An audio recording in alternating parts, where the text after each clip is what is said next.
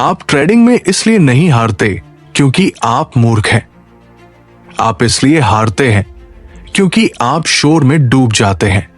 आप पर बहुत ज्यादा राय, बहुत ज्यादा संकेत और बहुत ज्यादा आवाजें बरसती हैं जो आपको बताती है कि क्या करना है। फिर भी जब बाजार आपके खिलाफ हो जाता है तो उनमें से कोई भी आपको ये नहीं बताता कि आप कौन बन जाते हैं। लेकिन 1957 में निकोलस डार्वास नाम के एक व्यक्ति ने, जिसके पास न तो स्क्रीन थी, न ही लाइव समाचार और न ही वॉल स्ट्रीट तक पहुंच, जीतने का एक तरीका खोजा। उसने ये सब चुपचाप और व्यवस्थित तरीके से किया, वो भी एक पेशेवर नर्तक के रूप में काम करते हुए। खंड 1, द बॉलरूम मिलियनेयर। जब डांस वॉल स्ट्रीट से टकराया। निकोलस डार्वास एक पेशेवर बॉलरूम डांसर और हंगेरियन शरणार्थी थे, जिन्होंने 1950 के दशक में कथित तौर पर सिर्फ 18 महीनों में $36,000 को $2 मिलियन से अधिक में बदल दिया। उनकी सफलता प्रौद्योगिकी या अंदरूनी सूत्रों की सलाह के कारण नहीं थी, बल्कि बाजार से उनकी भावनात्मक दूरी और एक व्यवस्थित दृष्टिकोण के कारण थी। उनकी ट्रेडिंग यात्रा 1952 में शुरू हुई, जब उन्हें स्टॉक में भुगतान किया गया जो अप्रत्याशित रूप से मूल्य में उछल गया, जिससे उनकी रुचि जागी। लोकप्रिय सलाह का पालन करने और दलालों पर भरोसा करने से शुरुआती नुकसान के बाद उन्होंने अपनी खुद की प्रणाली विकसित की। उन्होंने देखा कि स्टॉक अक्सर पूर्वानुमानित बक्से एक बगल में व्यापारिक सीमा में चलते हैं, इससे पहले कि वे उच्च मात्रा पर टूट जाएं। उनकी रणनीति सरल थी, बॉक्स को पहचानो, उच्च मात्रा के ब्रेकआउट का इंतजार करो और ट्रेड में प्रवेश करो। डार्वास ने न्यूनतम जानकारी के साथ काम किया, टेलीग्राम के माध्यम से विलंबित मूल्य उद्धरण प्राप्त किए। वो अनुशासित थे, अपने नियमों का पालन नृत्य कला की तरह करते थे और विकर्षणों को नजरअंदाज करते थे। वो समझ गए थे कि ट्रेडिंग में असली लड़ाई बाजार के खिलाफ नहीं है, बल्कि अपनी ही आवेगों के खिलाफ है। उनकी कमतकनी की उच्च अनुशासन वाली विधि आज भी प्रासंगिक है, जो निरंतर शोर की दुनिया में एक शक्तिशाली अनुस्मारक है कि असली बढ़त कम जानकारी, जानबूझकर कार्रवाई और धैर्य में निहित है। खंड 2, क्यों 95% ट्रेडर फंसे रहते हैं। ट्रेडर अक्सर इसलिए असफल हो जाते हैं क्योंकि वे बहुत अधिक जानकारी या शोर से अभिभूत हो जाते हैं, न कि इसलिए कि उनमें बुद्धिमत्ता की कमी है। 1950 के दशक में एक बॉलरूम डांसर निकोलस डार्वास बाजार से शारीरिक रूप से दूर रहते हुए एक सरल अनुशासित दृष्टिकोण का उपयोग करके सफल हुए। उनकी रणनीति डार्वास बॉक्स एक सरल सिद्धांत पर आधारित थी। एक नया उच्च बनाने वाले स्टॉक की पहचान करें, उसके एक संकीर्ण बॉक्स या सीमा के भीतर व्यापार करने का इंतजार करें और जब ये उच्च मात्रा पर टूट जाए तो खरीदे। यदि कीमत बॉक्स के नीचे गिर जाती तो वो बाहर निकल जाते। इस सीधी सादी प्रणाली ने भावनात्मक निर्णयों और निरंतर जानकारी की आवश्यकता को समाप्त कर दिया। डार्वास की विधि का मुख्य सबक यह है कि सफलता अनुशासन और बाजार के शोर के साथ अपने संबंधों को प्रबंधित करने से आती है। अधिक डेटा की तलाश करने के बजाय उनका दृष्टिकोण एक स्पष्ट, व्यवस्थित योजना के आधार पर कम बेहतर निर्णय लेने की शक्ति दिखाता है। खंड 3, बॉक्स का जम कैसे एक डांसर ने खोज की। ट्रेडर अक्सर इसलिए असफल हो जाते हैं क्योंकि वे बहुत अधिक जानकारी या शोर से अभिभूत हो जाते हैं, न कि इसलिए कि उनमें बुद्धिमत्ता की कमी है। इसके विपरीत 1950 के दशक में एक बॉलरूम डांसर निकोलस डारवास बाजार से शारीरिक रूप से दूर रहते हुए एक सरल अनुशासित दृष्टिकोण को अपनाकर सफल हुए। उनके करियर ने उन्हें न्यूनतम विलंबित जानकारी पर भरोसा करने के लिए मजबूर किया, जो उनके लिए एक लाभ बन गया, क्योंकि इसने उन्हें आवेगी वास्तविक समय के निर्णय लेने से रोका। इस अनूठी स्थिति ने उन्हें सिखाया कि ट्रेडिंग में सादगी अक्सर जटिलता को मात देती है।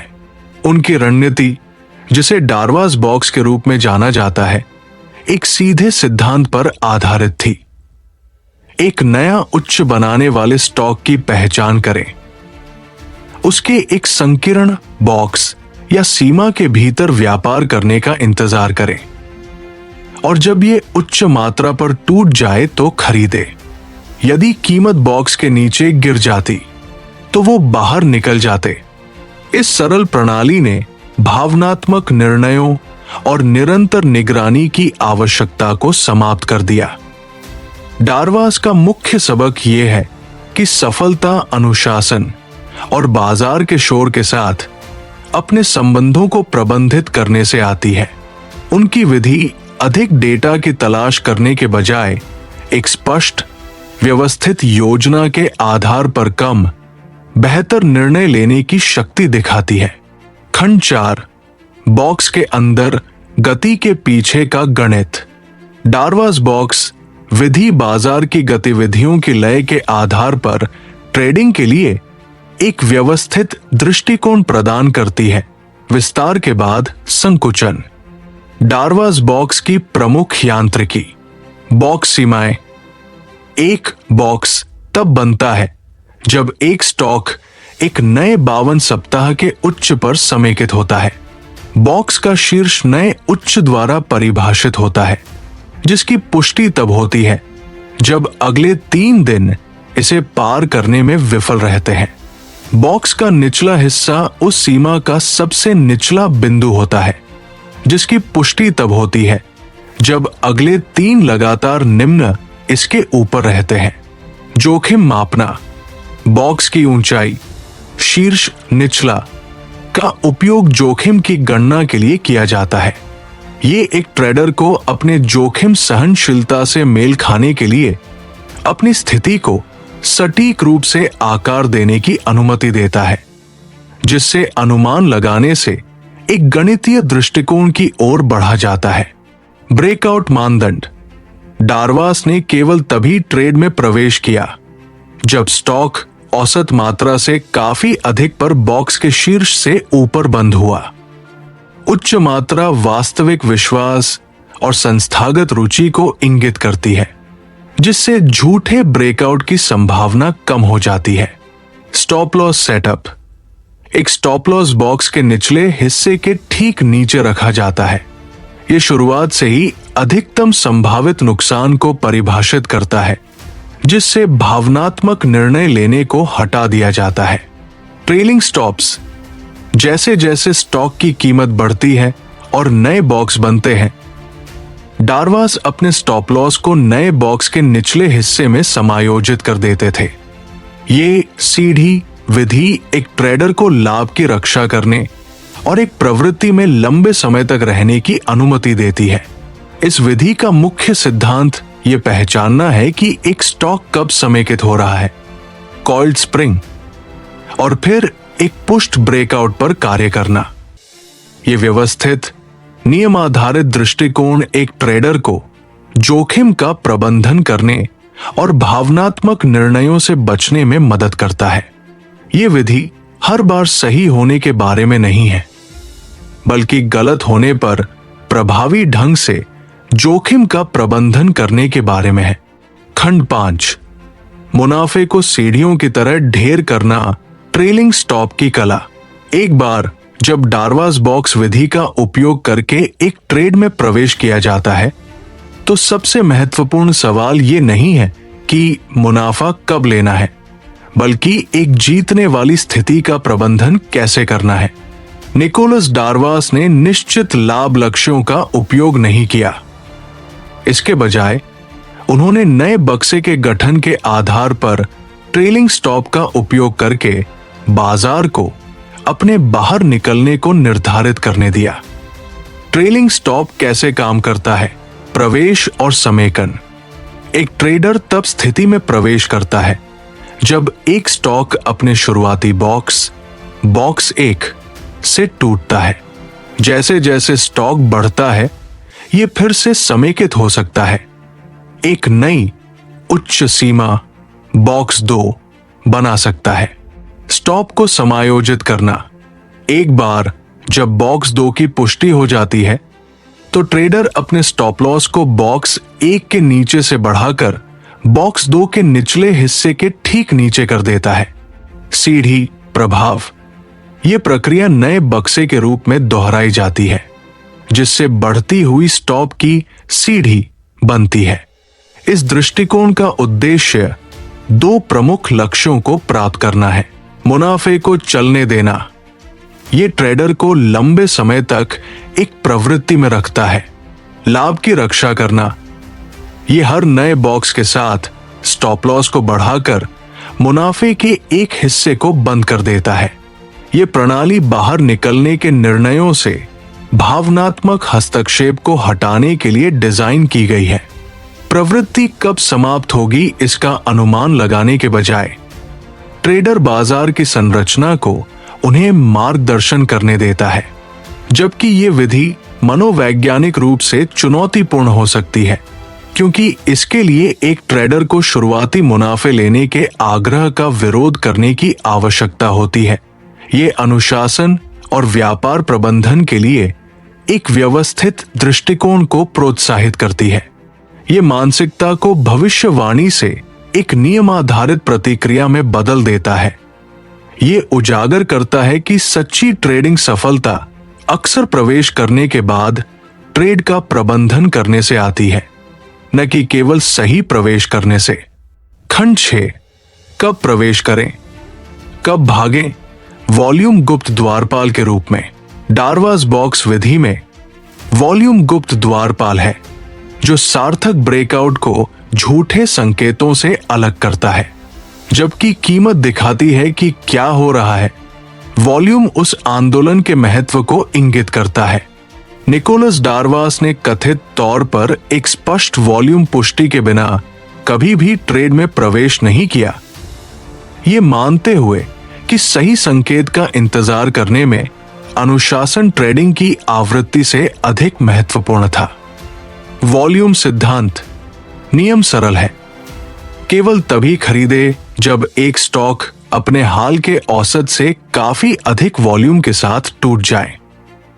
ये वॉल्यूम उछाल अक्सर बड़े संस्थागत खिलाड़ियों की भागीदारी को इंगित करता है, जिनकी खरीद गतिविधि एक पश्चिम बनाती है जो वास्तविक विश्वास को संकेत देती है।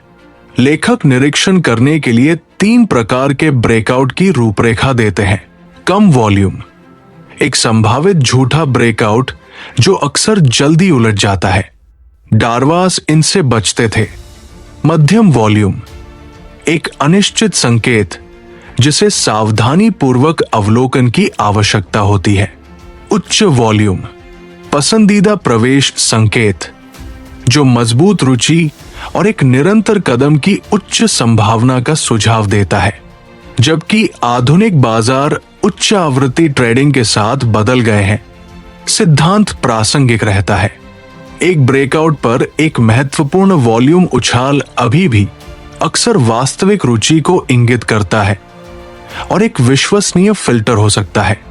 एक वॉल्यूम उछाल के साथ एक मूल्य ब्रेकआउट का संयोजन महत्वपूर्ण है, क्योंकि एक के बिना दूसरा एक कमजोर संकेत है। इस खंड का मुख्य सबक अटकलों पर सबूतों को प्राथमिकता देना है। ट्रेड में प्रवेश करने से पहले एक ट्रेडर को एक नए उच्च, एक स्पष्ट बॉक्स के शीर्ष से ऊपर एक मूल्य बंद और वॉल्यूम में एक उल्लेखनीय वृद्धि की पुष्टि करनी चाहिए। यदि इनमें से कोई भी मानदंड पूरा नहीं होता है तो सबसे विवेकपूर्ण कार्रवाई इंतजार करना है। यह व्यवस्थित दृष्टिकोण आवेग पर धैर्य को पुरस्कृत करता है। खंड 7, घोस्ट बॉक्स और आधुनिक हैक्स आज के लिए डारवास को विकसित करना। हालांकि 1950 के दशक के बाद से ट्रेडिंग में नाटकीय रूप से बदलाव आया है। डारवास बॉक्स विधि के मूल सिद्धांत आधुनिक अनुकूलन के साथ अभी भी प्रासंगिक है। ऐसा ही एक अनुकूलन घोस्ट बॉक्स की अवधारणा है, जो ट्रेड्स के प्रबंधन के लिए एक समाधान है जब तेजी से चलने वाले स्टॉक स्पष्ट समेकन पैटर्न नहीं बनाते हैं। घोस्ट बॉक्स पिछले बॉक्स के आकार के आधार पर अनुमानित सीमाएं, जो ट्रेडरों को ट्रेलिंग स्टॉप के लिए एक सुसंगत व्यवस्थित दृष्टिकोण का उपयोग करने और मजबूत प्रवृत्तियों में बने रहने की अनुमति देता है। मुख्य सबक भावनात्मक निर्णयों पर एक लचीली अनुशासित योजना को प्राथमिकता देना है, जिसमें मूल्य कार्रवाई प्राथमिक संकेत और अन्य संकेतक पूरक उपकरण के रूप में हो। खंड 8 दूरी की शक्ति। निकोलस डारवास, एक पेशेवर बॉलरूम डांसर और सफल ट्रेडर, ने पाया कि बाजार से दूर रहना उनकी सफलता की कुंजी थी, न कि एक बाधा। 1950 के दशक में उनके ट्रेडिंग करियर को वास्तविक समय की जानकारी की कमी से परिभाषित किया गया था, जिसने उन्हें विलंबित टेलीग्राम और समाचार पत्रों पर भरोसा करने के लिए मजबूर किया। ये दूरी एक महत्वपूर्ण लाभ बन गई, क्योंकि इसने उन्हें अल्पकालिक मूल्य उतार चढ़ाव के आधार पर आवेगी भावनात्मक निर्णय लेने से रोका। ट्रेडिंग व्यवहार पर शोध से पता चलता है कि निरंतर बाजार निगरानी अक्सर ओवर ट्रेडिंग, भावनात्मक प्रतिक्रियाओं और कम प्रदर्शन की ओर ले जाती है।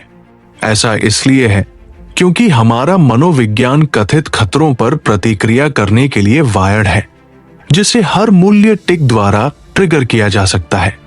बाजार से डारवास की शारीरिक दूरी ने एक तरह का मजबूर अनुशासन बनाया, जिससे उनकी व्यवस्थित ट्रेडिंग योजना को बिना हस्तक्षेप के काम करने की अनुमति मिली। उनकी कहानी से एक महत्वपूर्ण सबक सूचना विरोधाभास है। अधिक जानकारी जरूरी नहीं कि बेहतर निर्णयों की ओर ले जाए। यह अक्सर अधिक शोर पैदा करता है और खराब परिणामों की ओर ले जा सकता है। डारवास ने खुद इसका फर्स्ट हैंड अनुभव किया। न्यूयॉर्क लौटने और निरंतर बाजार की हलचल में खुद को डुबोने के बाद महत्वपूर्ण नुकसान की सूचना दी। उन्होंने पाया कि पीछे हटना और जानबूझकर जानकारी के प्रवाह को सीमित करना बेहतर स्पष्टता और अनुशासन की ओर ले जाता है। आधुनिक ट्रेडरों के लिए इसका मतलब है बेहतर स्पष्टता और अनुशासन प्राप्त करने के लिए विशिष्ट ट्रेडिंग घंटे निर्धारित करके, मूल्य अलर्ट का उपयोग करके और निरंतर स्क्रीन समय से बचकर जानबूझकर भावनात्मक दूरी बनाना। खंड 9 क्यों अधिकांश ट्रेडर असफल होते हैं। अनुशासन हमेशा समाधान नहीं होता। इच्छा शक्ति और निरंतर अनुशासन पर भरोसा करने के बजाय, जो बर्नआउट और भावनात्मक त्रुटियों को जन्म दे सकता है। निकोलस डारवास एक व्यवस्थित ट्रेडिंग संरचना का निर्माण करके सफल हुए। उनके अनुभव ने दिखाया कि अधिक जानकारी और निरंतर निगरानी एक ट्रेडर को अभिभूत कर सकती है, जिससे वे अपने ही नियमों को तोड़ सकते हैं।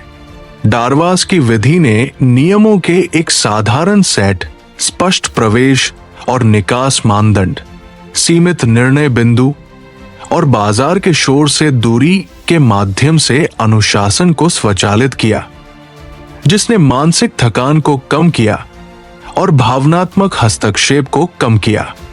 मुख्य सबक यह है कि टिकाऊ सफलता एक प्रतिक्रियाशील, इच्छा शक्ति आधारित दृष्टिकोण के बजाय एक सक्रिय, संरचना आधारित दृष्टिकोण से आती है।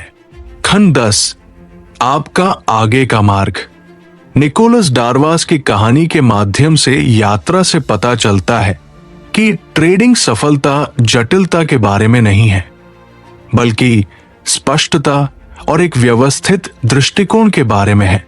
उनकी विधि, जिसने $36,000 को लाखों में बदल दिया, मूल कालातीत सिद्धांतों पर आधारित थी। कुछ प्रमुख फिल्टर्स पर ध्यान केंद्रित करना, निर्णयों को मार्गदर्शन करने के लिए एक संरचना का निर्माण करना और जोखिम का सख्ती से प्रबंधन करना। डारवास बॉक्स सिर्फ एक तकनीकी उपकरण नहीं है, यह व्यवस्थित सोच के लिए एक ढांचा है जो बाजार की अराजकता को एक संरचित प्रक्रिया में बदल देता है। मूल सबक यह है कि भावना और यादृच्छिकता से स्वतंत्रता एक मजबूत प्रणाली होने से आती है। एक व्यवस्थित ट्रेडर के लिए सवाल यह नहीं है कि बाजार क्या करेगा, बल्कि मेरी प्रणाली क्या इंगित करती है। इसे लागू करने के लिए पाठ एक 30 दिवसीय सीखने की चुनौती का प्रस्ताव करता है। चार्ट का अध्ययन करें और 52 सप्ताह के उच्च पर स्टॉक की पहचान करें। बक्से या समेकन पैटर्न के गठन का निरीक्षण और दस्तावेजीकरण करें। ब्रेकआउट व्यवहार और वॉल्यूम के साथ उनके संबंधों को ट्रैक करें। बिना किसी पैसे को जोखिम में डाले सभी अवलोकनों और सीखों को जर्नल करें। ये अभ्यास बाजार के पैटर्न और व्यवस्थित निर्णय लेने की गहरी समझ बनाने के लिए डिजाइन किया गया है। लक्ष्य डारवास की ऐतिहासिक सफलता को पूरी तरह से दोहराना नहीं है, बल्कि उनके सिद्धांतों से सीखना और अपना खुद का व्यवस्थित दृष्टिकोण खोजना है। अंततः ट्रेडिंग में सफलता तैयारी, अनुशासन और बुद्धिमान जोखिम प्रबंधन के बारे में है, न कि जादुई फार्मूले खोजने के बारे में।